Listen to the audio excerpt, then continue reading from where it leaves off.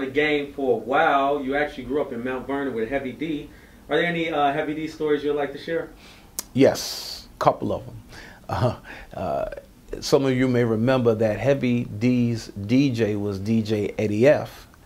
And Eddie F was my DJ before he was Heavy D's DJ. And I remember introducing Heavy D to DJ Red Alert, who at the time was on 98.7 KISS as a DJ. Him and Chuck Chillout, they were the two DJs. I mean, they helped propel hip-hop. Red Alert is a dear friend of mine. Chuck Chillout is a dear friend of mine. And we did this party around the corner in Mount Vernon at this place called the Left Bank. It was a place that James Brown had played in about 5-6 years before. And I brought Red Alert into DJ, and then I gave a show, and Heavy actually opened up for me. And when I introduced Heavy to Red Alert, Heavy had given Red Alert a cassette tape, and Red fell in love with it. And so when Heavy finally got the deal with Uptown Records, I remember Eddie F calling me and saying, "Bro, look, I know we was together, but Heavy got a record deal, and I'm down with Heavy now." You know, now Heavy was he was one of my Zulus. In Mount Vernon, I, along with two other brothers, a brother named Keista Evans, Keista Crease, he's passed now, and a brother named Stony Oates. We were the three leaders of the Zulu Nation in Mount Vernon.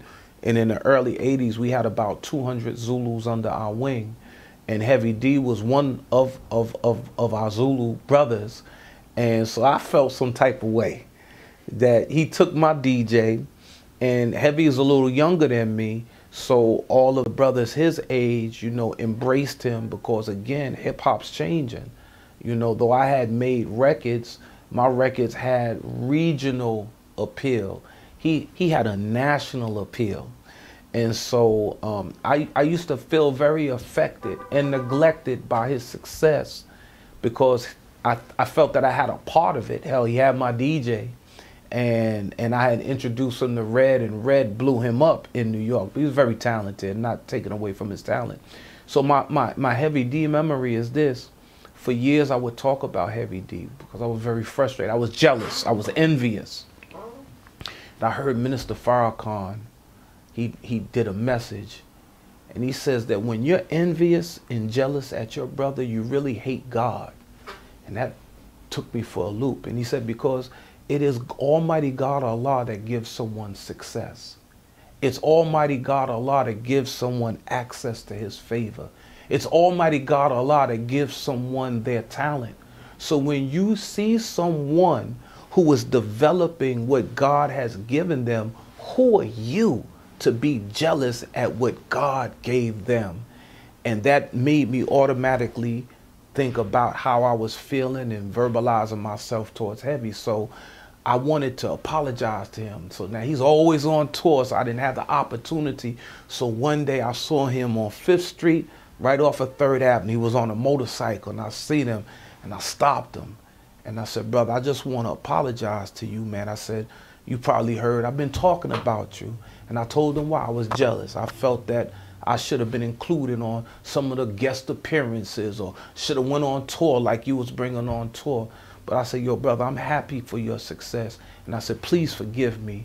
And yo, he hugged me. I hugged him, and we both cried.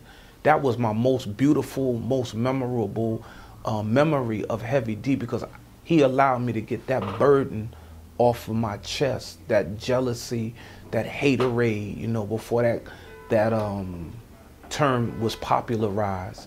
And it made me feel so much good because I felt that I could be true and actually celebrate his success thereafter. Wow, that's amazing that you actually got to bury the hatchet with someone. Yes. Because we very seldom get to do those things. And he was receptive to them. Very much so. He was a class guy. He was a gentleman. And, you know, he made it his duty not to curse. He didn't curse in one record. Yeah, he did. Why was that a conscious, do you know why that was a conscious decision for him not to curse? He was just he was a stand-up guy. He was a stand-up guy. Yeah, he never. You know what I'm Yeah, saying? I'm going through all these songs. Right. In fact, remember there was a song called "Don't Curse." They did with Big Daddy Kane.